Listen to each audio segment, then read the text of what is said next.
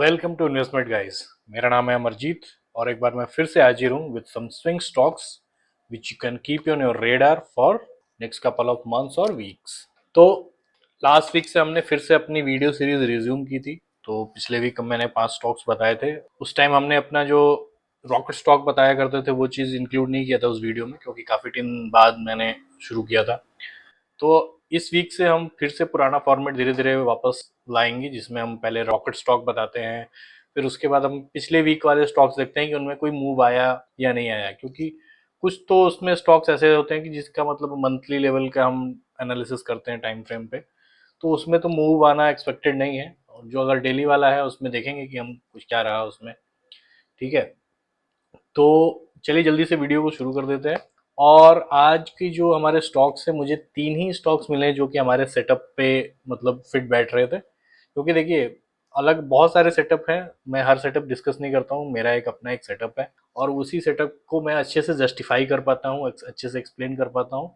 और जस्टिफाई इसलिए कर पाता हूँ कि मुझे उसमें लॉजिक दिखता है।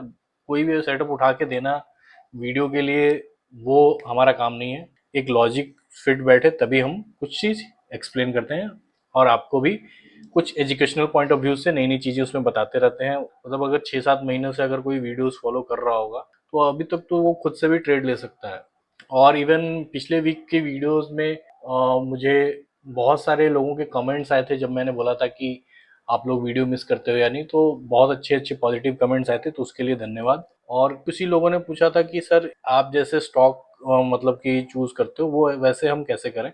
तो इसके लिए थोड़ा सा आपको अपना दिमाग लगाना होगा। इसके लिए आप क्या करेंगे कि आपके लिए वो मैंने एजुकेशनल वीडियो बना रखा है। आप प्लेलिस्ट में जाइए हमारे ही हिंदी चैनल के, उसमें आपको लर्निंग वीडियोस में आपको बहुत सारे वीडियोस मिलेंगे कुछ, जिसमें मैंने अलग अलग चीज़ें बता रखी हैं। उसी में एक वीडियो इस पे रिलेटेड होगा जिसमें मैंने ये बताया है कि किस तरह से हम स्क्रीनर यूज़ करें। ट्रेडिंग व्यू में ही स्क्रीनर आता है, तो उसमें एक सेटअप आएगा, लेकिन हमको दोनों तरह का सेटअप चाहिए। मैं मतलब एक ही सेटअप का मैं और एक एक्सटेंडेड वर्जन यूज़ करता हूँ, जो कि मतलब अप ट्रेंड तो उसमें मिनिमम रहता है। तो वो एक सेटअप आप उससे यूज़ कर सकते हैं, लेकिन आपको मैनुअली भी बहुत सारा काम करना पड़ेगा। तो मतलब आपको एकदम हर चीज़ ऑटोमेटिकली नहीं मिलेगा, वो जस्ट आपकी थोड़ी सी हेल्प कर सकता है। तो आप एक बार जाके, मैं बोलूँगा कि जो लर्निंग में इंटरेस्टेड है वो लर्निंग वाला प्लेलिस्ट जाके एक बार ज़रूर विजिट कीजिए।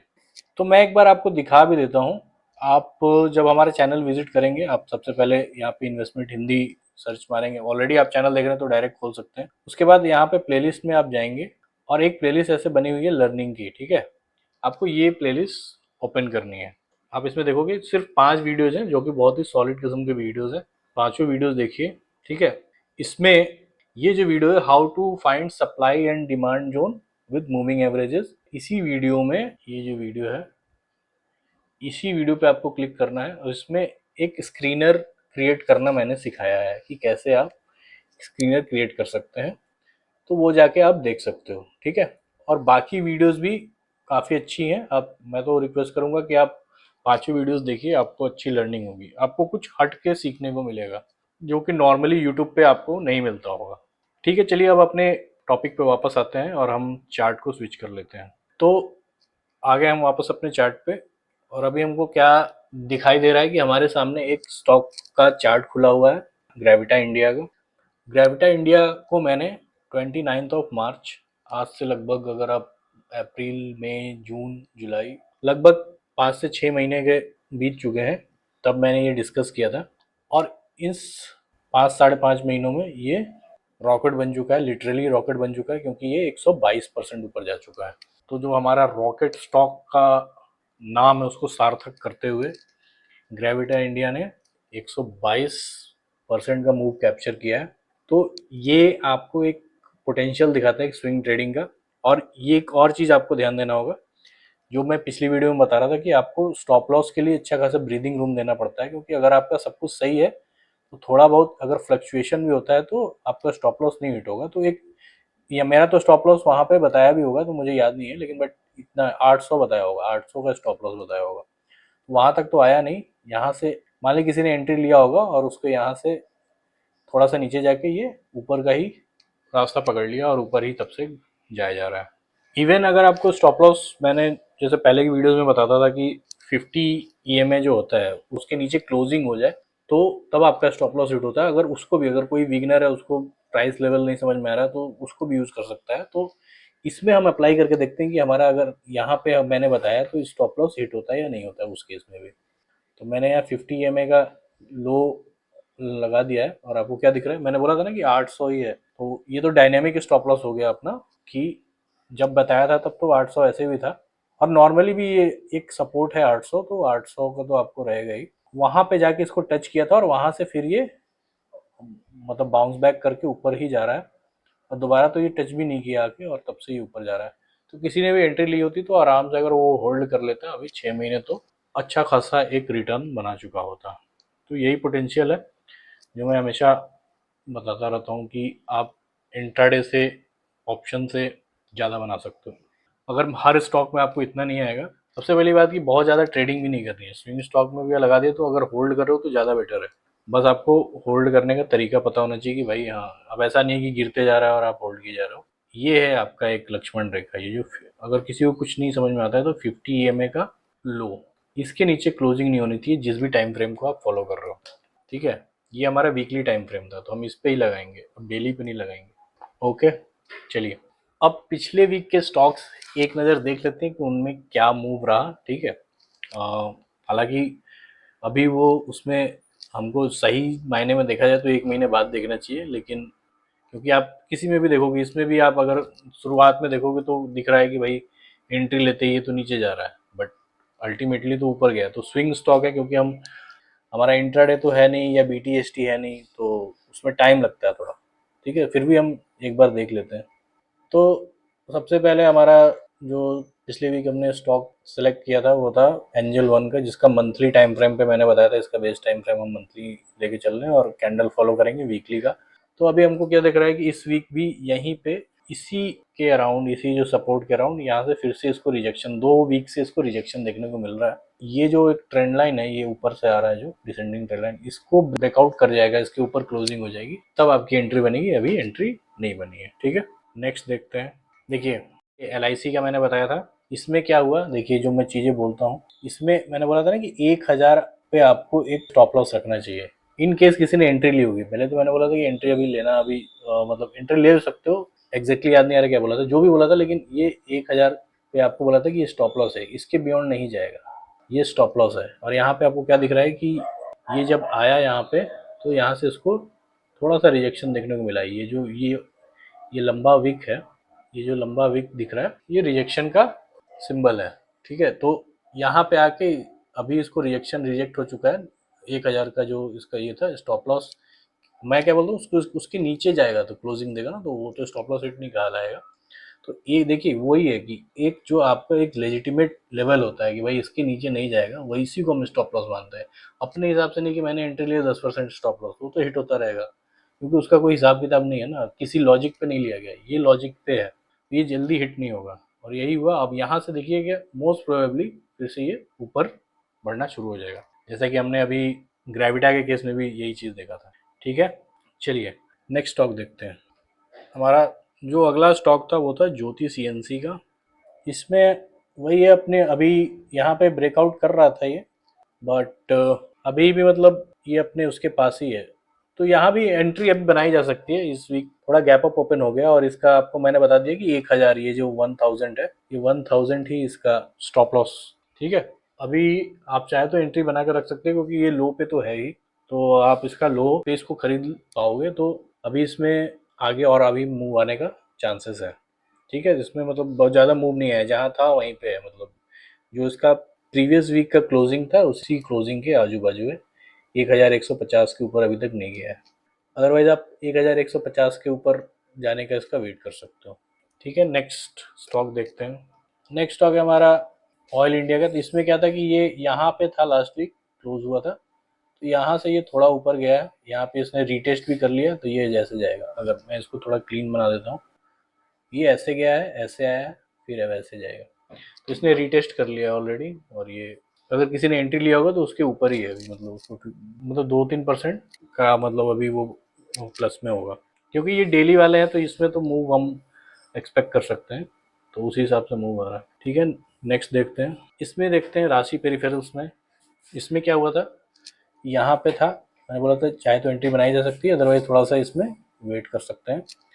तो वही चीज़ है इसमें, जैसे कोई भी ब्रेकआउट जब होता है ना, तो थोड़ा सा उसमें रीटेस्ट या मतलब उसको बोल सकते हैं कि एक प्रॉफिट बुकिंग टाइप समथिंग आता ही है। तो हमारा तो अभी 350 बताया था मैंने कि इसका स्टॉप लॉस है, तो किसी ने एंट्री ली हुई होगी तो उसको 350 तक आराम से वेट कीजिए। यहाँ पे हो सकता है थोड़ा बहुत ऊपर नीचे करेगा, लेकिन जाएगा अल्टीमेटली ऊपर ही। ठीक है, तो ये सारे हमारे पिछले वीक के स्टॉक्स थे जिसमें हमने डिस्कस किया था, और अभी देख लिया है कि इसमें एंट्री बनी, किस तरह का इनका मतलब मूव आया इसमें। अब हम इस वीक के स्टॉक्स देखेंगे कि हमारे पास कौन कौन से स्टॉक है। तो इस वीक मैंने 3 ही स्टॉक लिए, जैसा कि मैंने वीडियो की स्टार्टिंग में बताया था। तो चलिए एक नज़र उनको भी देख लेते हैं। तो इस वीक का जो पहला स्टॉक है हमारे सामने, वो है इथॉस लिमिटेड का। इथॉस लिमिटेड में जैसा कि हमको दिख पा रहा है कि इसमें एक अप ट्रेंड बन रहा है, हायर लोज हायर हाइज बन रहे हैं, और उसमें भी क्या हुआ है कि इसने अभी जो प्रीवियस हाई है उसको ब्रेकआउट कर दिया। अप ट्रेंड में ही एक नया ब्रेकआउट हो रहा है, फ्रेश ब्रेकआउट हुआ है। फ्रेश ब्रेकआउट होने के बाद भी इसमें एक रीटेस्ट हुआ है, और रीटेस्ट के बाद ये ऊपर मतलब बाउंस बैक करके ऊपर जा रहा है, और फिर से अपना जो प्रीवियस लेवल है उसको ब्रेक कर रहा है। तो इतना सब हो रहा है, मतलब एक अच्छा बाइंग सिग्नल हमें दिख रहा है यहाँ पे, जब जहाँ पे ये अपने हाई को फिर से दोबारा से, जो भी एक छोटा सा हाई बना था उसको ब्रेक कर रहा है दोबारा से। तो इसमें हम कैसे एंट्री लेंगे, इसके लिए हम डेली टाइम फ्रेम पे एक बार जाकर देखते हैं। तो डेली टाइम फ्रेम पे कुछ इस टाइप का हमें दिख रहा है ये। तो इसमें हमको क्या करना है कि एंट्री हम इसमें इंस्टेंट एंट्री बना सकते हैं। ठीक है, अब हम दूसरी चीज़ है कि भाई इसमें हमको स्टॉप लॉस कहाँ रखना चाहिए। तो हमें जो एक स्टॉप लॉस का लेवल दिख रहा है वो है 2800 के आसपास दिख रहा है। ठीक है, इसके बियॉन्ड नीचे मतलब जाके अगर क्लोजिंग हो जाता है, मतलब ये स्टॉक ऊपर जाने के मूड में नहीं है। और एक दूसरा जो हम इसमें एक डायनेमिक स्टॉप लॉस लगा सकते हैं, जो भी इसके क्लोजेस्ट आएगा कोई भी हम यूज़ कर सकते हैं, जो प्राइस से जो भी ज़्यादा क्लोज हो, तो वो है 50 EMA का जो लो है। ठीक है, तो दोनों अभी आजू बाजू है, ये एक्चुअली धीरे धीरे बढ़ता जाएगा, आगे आगे बढ़ता जाएगा, तो हमको पता चलेगा। इसको फॉलो करना ईजी है, आपको बस यही ध्यान देना है कि भाई इसके नीचे क्लोजिंग ना हो। ठीक है, ऐसा ना हो कि उसको टच करके चला जाए तो वो स्टॉप लॉस हिट नहीं होता, नीचे क्लोजिंग ना हो जाए बाकायदा। ठीक है, बहुत बार क्या होगा कि आप देखोगे कि टच कर रहा है, फिर क्लोजिंग होते टाइम ऐसे बन गया, एक हैमर बन गया। उस सिचुएशन में हमारा स्टॉप लॉस हिट नहीं हो रहा है। हमारे स्टॉप लॉस कब हिट होगा कि एक रेड कैंडल बन जाए। मैं रेड कैंडल बना के दिखाऊं, ऐसे ऐसे एक बन जाए। ठीक है, चलिए देखते हैं नेक्स्ट स्टॉक।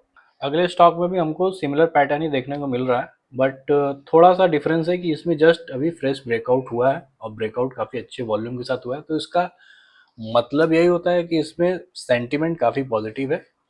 अब एंट्री की जहाँ तक की बात है, हमको ये देखना होगा कि भाई अभी ऑलरेडी ये हाई पर है, तो क्या हमको एंट्री इसमें अभी तुरंत बनानी चाहिए, या इसमें थोड़ा सा रिट्रेसमेंट का वेट करना चाहिए। तो जो भी होगा, जो अगर हम, जैसे मैंने बताया कि अगर हम वीकली का चार्ट को अगर अपना बेसिस मानते हैं, तो जो हमारी एंट्री एग्जिट होती है वो डेली के हिसाब से होगी, कैंडल हम डेली का फॉलो करते हैं। तो हम एक बार डेली के चार्ट पे हम मूव कर जाते हैं जल्दी से।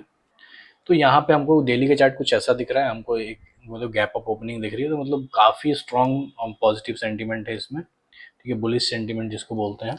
अब ये है कि मैं आपको रिकमेंड नहीं करूँगा कि आप यहाँ पे हाई पे लो। ठीक है, आप मेरे हिसाब से आपको थोड़ा सा वेट करना चाहिए कि इसमें एक रिट्रेसमेंट आए, तो यहाँ पे रीटेस्ट करे ये 160 का जो लेवल है, और फिर इसमें एक यहाँ पे, अगर यहाँ पे ऐसे बन जाता है, एक ग्रीन कैंडल बन जाती है, इसमें एंट्री बनाने की सोच सकते हैं। और तब जाके जो आपका एक स्टॉप लॉस होगा वो कुछ यहाँ 150 के लेवल के आसपास होगा। अदरवाइज आप जो 50 EMA है उसको भी फॉलो कर सकते हो, क्योंकि जब ऊपर चला जाएगा प्राइस मान लीजिए यहाँ से वो ऊपर उठने लगा, तो ये साथ साथ पीछे पीछे उसको फॉलो करता रहेगा। तो उस टाइम पे आपको ये देखना है कि जब प्राइस ऐसे नीचे करके आए, तो इसके बियॉन्ड जाके से क्लोजिंग ना हो। अगर बियॉन्ड जाके क्लोजिंग कर रहा है तो मतलब आपको एग्जिट कर जाना चाहिए, अदरवाइज आप इसको होल्ड करके चलते चलो। और बहुत ऊपर जब चला जाए, मतलब आपका, मान लीजिए आपको अगर मन कर गया कि भाई मेरा जो टारगेट है मैं बहुत बड़ा टारगेट रखना चाहता हूँ, फिर आपको यहाँ पे इसको नहीं फॉलो करना होगा, आपको फिर वीकली पे जाके इसको फॉलो करना होगा। तो आपके ऊपर डिपेंड करता है।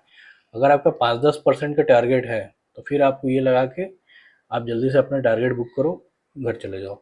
अगर आपको लग रहा है कि नहीं इसमें बहुत पोटेंशियल है, मैं इसको लंबे टाइम के लिए होल्ड करना चाहता हूँ, तो फिर ये जो stop loss, dynamic stop loss बताया ना मैंने, ये सेम चीज़ आप फिर वीकली पे यूज़ करना है इसको, तभी काम करेगा। अदरवाइज वीकली पे कभी ना कभी थोड़ा सा रिट्रेसमेंट वीकली लेवल पे आएगा तो ये तो क्रॉस कर जाएगा उसके बियॉन्ड।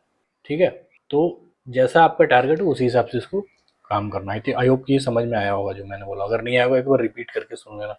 ठीक है, चलिए अब नेक्स्ट स्टॉक देखते हैं जो कि हमारा लास्ट स्टॉक है। सेम स्ट्रक्चर है इसमें जो भी प्राइस का। ठीक है, higher highs and higher lows, मतलब ये अप ट्रेंड में है। और हमको क्या दिख रहा है कि ये बहुत अच्छा एक पुल बैक बना था, ये वीकली का चार्ट है। ठीक है, वहां से जब पुल बैक, एक आइडियल पुल बैक क्या होता है, देखिए यहाँ पे पुल बैक में आपको वॉल्यूम काफी कम हो गया, मतलब कि यहाँ पे प्रॉफिट बुकिंग चल रही थी।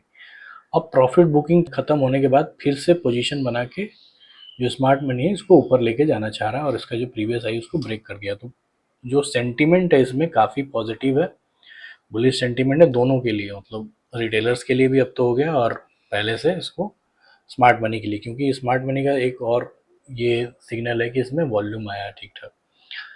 ठीक है, ये हमारा वीकली का चार्ट है, तो हमको इसमें एंट्री कैसे बनानी चाहिए उसके लिए हम डेली की चार्ट पे एक बार स्विच कर जाते हैं। तो डेली की चार्ट पे हमको कुछ इस तरह का दिख रहा है, ऊपर से हल्का फुल्का एक इसमें रिजेक्शन भी दिख रहा है। तो हमको वेट कर लेना चाहिए इसमें कि, या तो आप देखो इंस्टेंट एंट्री अगर बनाना चाहते हो तो आपको फिर आगे जाके उसमें अगर रिट्रेसमेंट आएगा तो आपको फिर इसमें 50 EMA का जो मैंने बताया, जो 50 EMA का एक बार मैं लगा के दिखा देता हूँ, ये काफ़ी नीचे है अभी तो आपको ये क्या होगा, ये आएगा ऊपर धीरे धीरे आएगा, कभी ना कभी इसमें एक रिट्रेसमेंट आएगा। ठीक है, अगर आपने एंट्री ले ली तो कभी ना कभी इसमें एक रिट्रेसमेंट आएगा और इसको टच करके फिर से प्राइस बाउंस बैक करेगा। तो आपको वहाँ पे पेशेंटली इसको देखना होगा कि इसके बियॉन्ड जाके, मतलब इसके नीचे जाके क्लोजिंग ना हो, ऐसे कोई रेड कैंडल ना बन जाए। ठीक है, अगर आप इसमें भी एंट्री बना रहे हो तो। अदरवाइज आपको इसमें रिट्रेसमेंट का वेट कर सकते हो, मतलब वही चीज़ है, रिट्रेसमेंट का वेट करने के लिए आप में पेशेंस चाहिए और रिस्क कम हो जाएगा। वो कैसे होगा, मतलब सिंपल सा है, ये लाइन अभी इसके प्राइस के साथ साथ जाएगी, प्राइस में अभी काफ़ी एक अप मूव आया, तो ये अपने जो ये है, ये एक डायनेमिक सपोर्ट है, आप समझो बात को, जो 50 EMA एक डायनेमिक सपोर्ट है, तो वहाँ से काफ़ी ऊपर चला गया, तो ये ऑलरेडी एक हाई पे है, फिर वो उसको टच करने आएगा कभी, तो इस पॉइंट पे आप चाहो तो एंट्री बना सकते हो। जब भी टच करने के बाद इसमें एक आपको ग्रीन कैंडल देखने को मिले, जैसे इस पॉइंट पे अगर ऐसे ये ग्रीन कैंडल बन रही हो, ऐसे ग्रीन कैंडल, तो आप इसमें एंट्री बना सकते हो। और उस टाइम क्या होगा कि जो आपका स्टॉप लॉस है वो काफ़ी छोटा होगा, आप तो आपका रिस्क कम होगा। स्टॉप लॉस हमेशा यही रहेगा आपका, ही दो ही स्टॉप लॉस रहेगा, या तो आप इसको ले लो जो डायनेमिक स्टॉप लॉस है 50 EMA का लो, अदरवाइज एक अगर आप स्टैटिक लेना चाहोगे तो ये जो लेवल आ रहा है यहाँ पे लगभग आप 200 का लेवल है, तो आप जहाँ भी लो, अगर आप सोच रहे हो कि रिट्रेसमेंट के बाद मुझे इधर के कहीं मिल जाए तो फिर मेरा स्टॉप लॉस छोटा हो जाएगा, तो लो पे लेना हमेशा फायदेमंद रहता है। ठीक है, तो यही 3 हमारे स्टॉक थे इस वीक के लिए। मैंने आपको जैसे वीडियो में बताया कि इस वीक हमें कम स्टॉक्स मिले हैं इस पैटर्न के। ठीक है, तो स्टॉक्स बहुत सारे होते हैं बट हम एक ही पैटर्न फॉलो करते हैं, तो मतलब एक में दो टाइप के फॉलो करते हैं, या तो उसमें एक पुल बैक बन रहा हो या पुल बैक बनने के बाद उसमें एक ब्रेकआउट हो रहा हो, लेकिन अप ट्रेंड में होने चाहिए सारे स्टॉक्स। ठीक है, और चाहे टाइम फ्रेम कोई भी हो, वीकली, मंथली या डेली। तो आज की वीडियो में इतना ही। ठीक है, मिलते हैं एक नई वीडियो में अगले वीक, तब तक के लिए धन्यवाद।